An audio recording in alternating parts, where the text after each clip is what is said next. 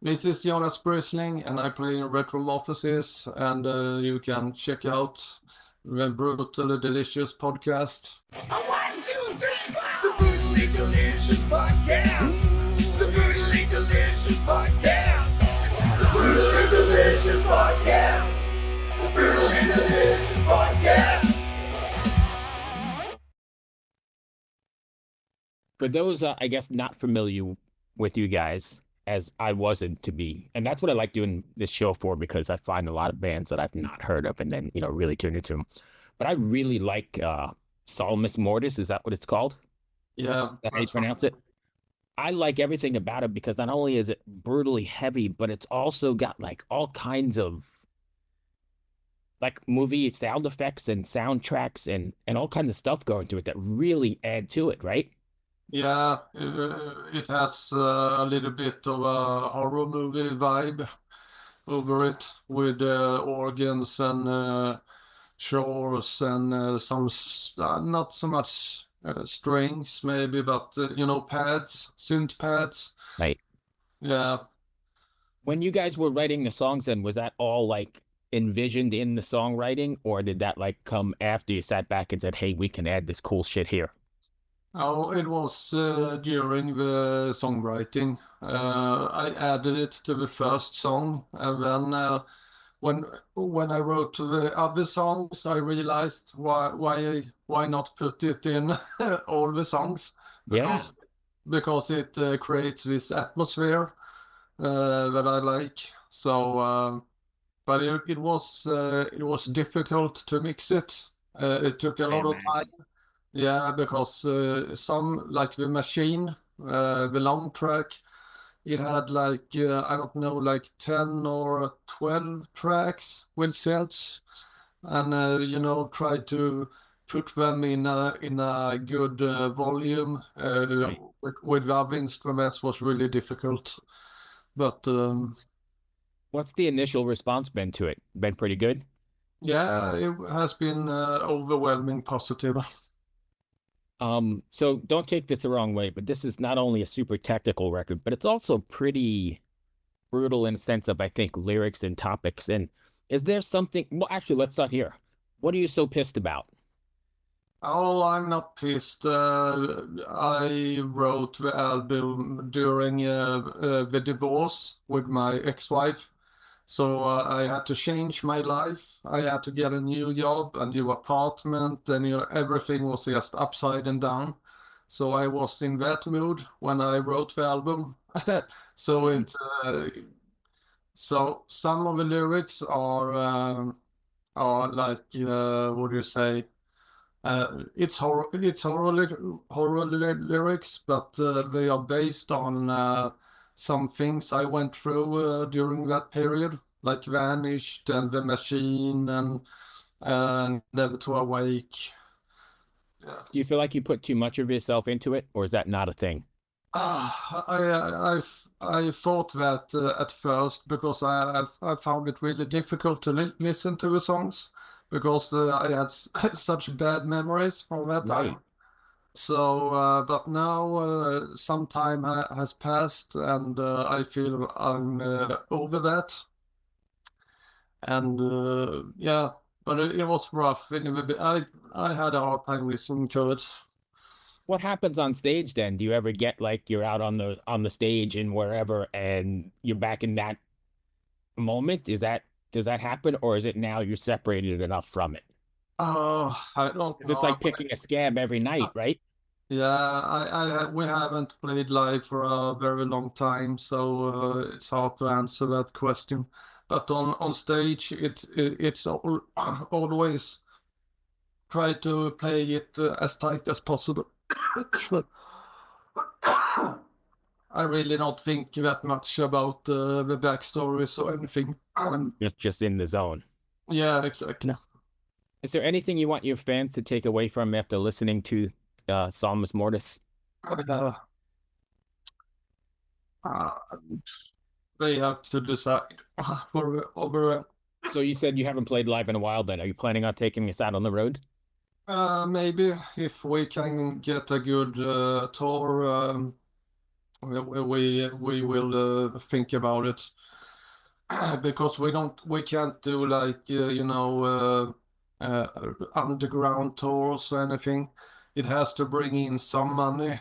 So because when we go on tour, we have to what do you say? You have to stay home from work. Right.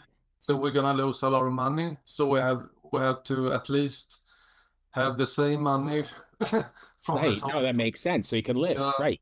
yeah, because otherwise I can't pay my bills or anything when I come home, and it's going to be a big disaster. What do you mean? You're not staying in hotels and traveling in limos? No, not really. Those days, I'm those days are long gone. yeah, yeah, yeah. So what's next for you guys? I know your records. Yeah, we are talking about recording some playthroughs, and You I'm did the one, right? no, that was Alan on bass. Oh, just the bass. Okay. Yeah, it Yeah, was gotcha. just the bass. So we're talking about doing a playthrough with the whole band. Oh, nice. Yeah, so it's gonna be like a rehearsal video almost, but with better sound. Unique. When you go, let me go back to your song for a second. When you're writing, since there's so much into it, especially with the effects, and you're writing them that way, are you writing like how these songs are going to look like on stage or what they're going to look like on stage? Where you Now, write the songs and then worry about the stage later? I always worry about the stage name. My priority is the album and how you perceive it when you listen to it. So that's it. You ever have any trouble then putting too much into the record and it's not able to be duplicated live, or it just isn't going to work because obviously you can layer and track, right? Yeah, yeah. If we're gonna play live with Retromorphosis, we would have to play with click, I Okay. think. Remember? And Right. yeah, and then we put all the synthesizers, so that it Right. gets synced. So that's one way to do it. I don't think you can play this kind of tech music or this music without a click, though, right? I mean, it's pretty start and stop and all over the place. It's doable. We played without click for many years with Really? the old band. Yeah, we only use click in the studio. Right. So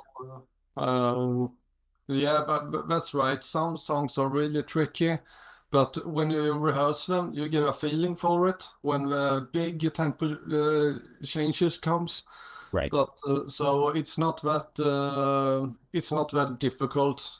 I know it sounds very difficult, but if you have written the music and played it, it just feels natural. Right. Yeah, I was just thinking because I mean, you got some stars in this band. This is like a who's who of metal, and you guys can play your instruments, so it's got to be even though you're super tight and super good, that click has to help you in those spots. Yeah, yeah, it's relaxing to play to a click. It's really relaxing, I think. Because when I think back about playing live, especially in the beginning, I was stressing a lot on stage, so I Right. played it too fast, and sometimes the drummer was stressing up, Right. playing too fast, and it was almost impossible to pick it. Right. So, so the click keeps everything, in place, and you can relax when you hear the click. So. Awesome. That's going to bring me to the end of my questions. Did I miss anything you want to cover? Oh no, I don't know. Just Any festival dates at all for the summer? Nothing yet. no, no. My mind is on writing new songs Are you one of those because guys that's always writing? yeah, I'm feeling quite itchy, so I have already started to write new riffs and stuff. So Great. yeah, I have a pretty good idea on what to do on next album. So So let me ask you one final one then about writing.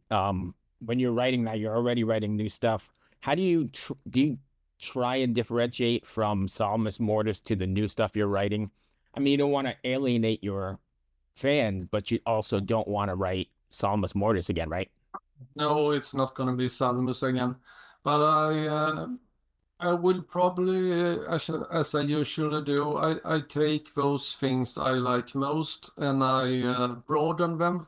If and I will certainly use more of some types of riffs, and maybe it will be a little bit less of synthesizers on next one because it took a lot of time during the mix, which stressed me out quite a bit. Right. So I'm gonna do it a little bit smarter, maybe not too many tracks and so on. But I have a good idea. It's gonna be more brutal, I think. But at the same time, I want to incorporate more atmosphere as well, and more. And I'm really into melodies right now, so it's gonna be. It's not gonna be melodic like In Flames or anything, but you know, yeah, death metal, old school melodies, that kind, the more ugly ones. Yeah. Yeah. So if fans want to find you guys, then how can they do so? Can you give us all your socials? Yeah, we have Facebook, we have Instagram, and we have, yes, you know, the usual platforms. But Facebook is the best one, I think, because I'm online there at least once a day, and if we have any questions, I could answer them there. Have a good rest of your evening, my friend. Oh, thank you. Cheers. Be well. Bye. Yes, bye-bye. Hey everyone, this is Bjorn from Soulwork, and this is Brutally Delicious. The Brutally Delicious Podcast. The Brutally Delicious Podcast. The Brutally Delicious Podcast. The Brutally Delicious Podcast. Hey there, heavy metal maniacs and kitchen crusaders.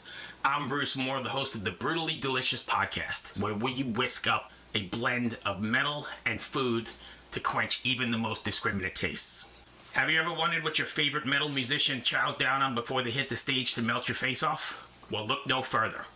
Here at the Brutally Delicious Podcast, we have cooking segments so brutal they'll make your oven want to headbang. From beefy, bodacious burgers, to spicy, succulent salmon, to kickin' caliente cauliflower, and more.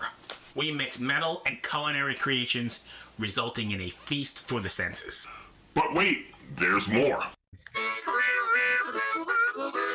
Hey, this is Michael Monroe. Brutally delicious. Isn't that beautiful? See you down the road. Each week, I meet with the mammoths of metal for interviews that are spicier than a Carolina Reaper. Get the latest on their upcoming shows, behind-the-scenes stories, and if we're lucky enough, maybe they'll share a secret family recipe or two with us.